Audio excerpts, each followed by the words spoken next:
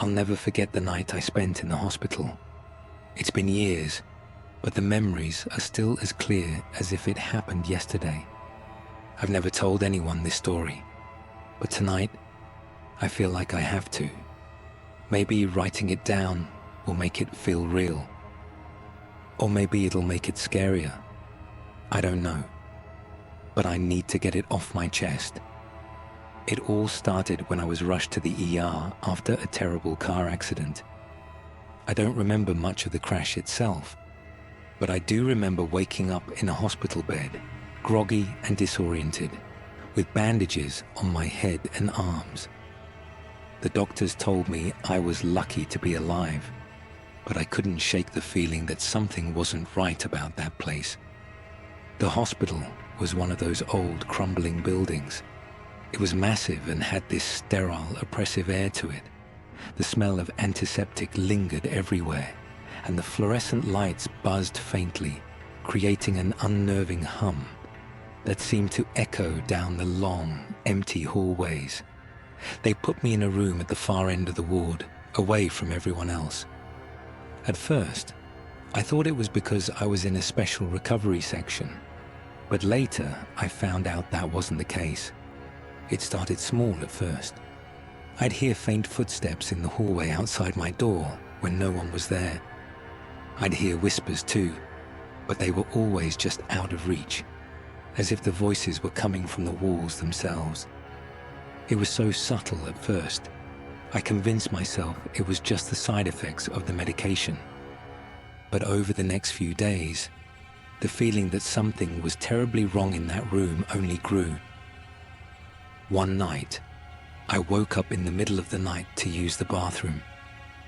The hall was completely silent. The lights were dim, casting long shadows on the walls. As I stepped into the hallway, I saw something that froze me in place. At the far end of the corridor, there was a door that I knew wasn't supposed to be open. It was a small door tucked in the corner, with a sign above it that read, "Staff only." But the door was slightly ajar. I hesitated for a moment, but curiosity got the best of me. I had to know what was behind that door. I'd never noticed it before, probably because I was too out of it during my initial days there.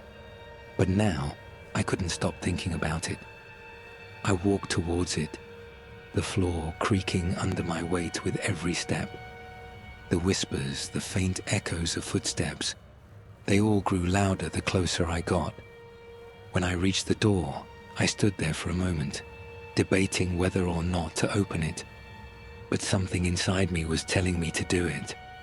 So I slowly pushed the door open just a crack, and that's when I saw it. It was a room, completely dark, but the faintest light seeped through a crack in the wall. The walls were covered in faded tiles, some of them chipped and cracked. But what struck me the most was the strange feeling that hung in the air, like it hadn't been disturbed in years. I stepped inside, the smell of dampness and decay hitting me immediately. The room was empty, except for a single hospital bed in the far corner. And lying on that bed, under a thin, tattered sheet, was a person, a figure. They were completely still, unnaturally so. I felt my heart race as I tried to make sense of it. The figure was clearly alive, at least I thought it was. I could see the faint rise and fall of their chest, but something wasn't right. The way they lay there, unnaturally still, unnervingly quiet, it felt like something was wrong. I stepped closer, my breath shallow and quick. As I got closer to the bed, I realized the figure wasn't a person at all. It was a mannequin, but not just any mannequin. It looked disturbingly lifelike. The skin had a pale, waxy texture, and the face was almost too real, too smooth. I felt an overwhelming sense of dread wash over me as I stared at it. I had no idea what this room was used for, but I knew I should leave. I turned to leave, my legs trembling. But as I did, I noticed something else. The door that I had opened was no longer ajar. It had closed on its own. In a panic, I tried to open it, but it wouldn't budge. I yanked on the doorknob, my heart pounding in my chest. Then I heard it, a whisper so close to my ear that I felt it vibrate through my body. "You're not supposed to be here." I froze. My blood ran cold. I turned around slowly, but the mannequin had shifted. It was no longer lying on the bed. It was sitting up, staring directly at me, with eyes that weren't there before. Empty, hollow eyes. I screamed. I don't remember how, but somehow I managed to pry the door open, stumbling back into the hallway. I ran to my room, locking the door behind me, and sat there in the dark, unable to move. I never went near that door again, and when I was finally discharged, I told no one what I'd seen. To this day, I don't know what was behind that door or why it was there. But I do know one thing for certain. Hospitals are full of things they don't want you to see. And that mannequin, if it even was a mannequin, was something that was never meant to be disturbed. I don't go to hospitals anymore, not unless absolutely necessary. Every time I pass one, my stomach turns, and I can't shake the feeling that somewhere behind those walls, there's something waiting, and it's watching. I'll never forget that night. It was the kind of thing that sticks with you, even years later, no matter how hard you try to push it away. I still wake up some nights, drenched in sweat, heart racing, remembering every detail. It started like any other night shift at the hospital. I was a nurse, working the late shift at a small regional hospital in a quiet town, the kind of place where the walls creak and the air smells a little sterile, but nothing out of the ordinary. It was just me, a few other staff members, and not a whole lot of patients that night. At least, that's what I thought. Around 2 a.m., I got a call about a new admission. A middle-aged man brought in by ambulance after a car accident. He had head injuries and was unconscious, but stable. Nothing I couldn't handle. I was assigned to monitor him overnight in one of the private rooms on the 3rd floor. It was a small room, tucked away at the end of the hall, the kind you only go to if you're in for something serious. I settled into my duties, checking his vitals, adjusting the IV, and making sure he was breathing steady. It was quiet in the room, too quiet in fact. The only sounds were the soft beeps of the machines and the occasional rustling of the sheets as I moved around. But something felt off. It wasn't anything I could put my finger on right away. Just a strange unease creeping up my spine. I tried to ignore it, convincing myself it was the isolation of the late shift, the quiet hours when the mind starts playing tricks. Then I heard it, a soft whisper. I froze, my blood going cold. At first, I thought it was just the wind. Maybe it was coming from the ventilation system. But no, it was too clear, too deliberate. "Help me." The voice was faint, almost inaudible, but unmistakable. I looked over at the patient. He was still unconscious, his face pale under the harsh white light. I scanned the room, my eyes darting across every corner, expecting to see something, anything. But there was nothing.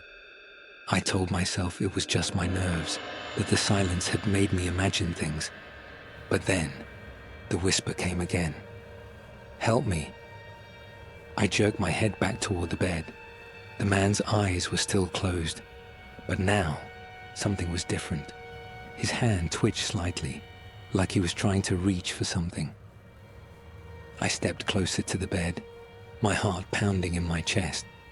He was still unconscious, or so I thought, but the more I watched him, the more unsettled I became. It was as if there was something else, something wrong. in the room with us.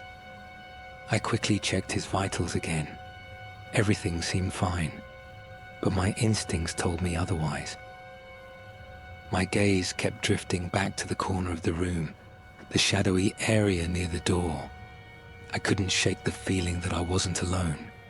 Just as I was about to step toward the door to check the hallway, I heard it again. "Help me." This time, it wasn't just a whisper.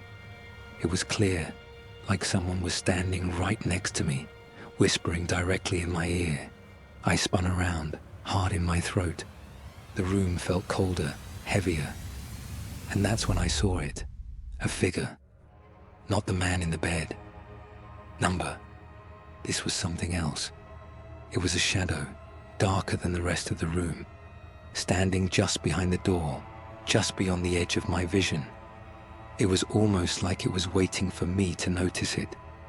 And when I did, it began to move toward me, slowly, like it had all the time in the world. I stepped back, my feet stumbling over each other as I tried to retreat.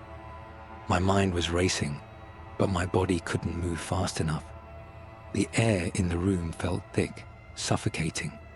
The figure inched closer, its shape growing more defined but never quite fully visible. It was like a person, but not a person. It had no face, no features, just a mass of shadow and darkness. I don't know how long I stood there frozen in terror. It felt like hours, but in reality, it was probably only a few seconds.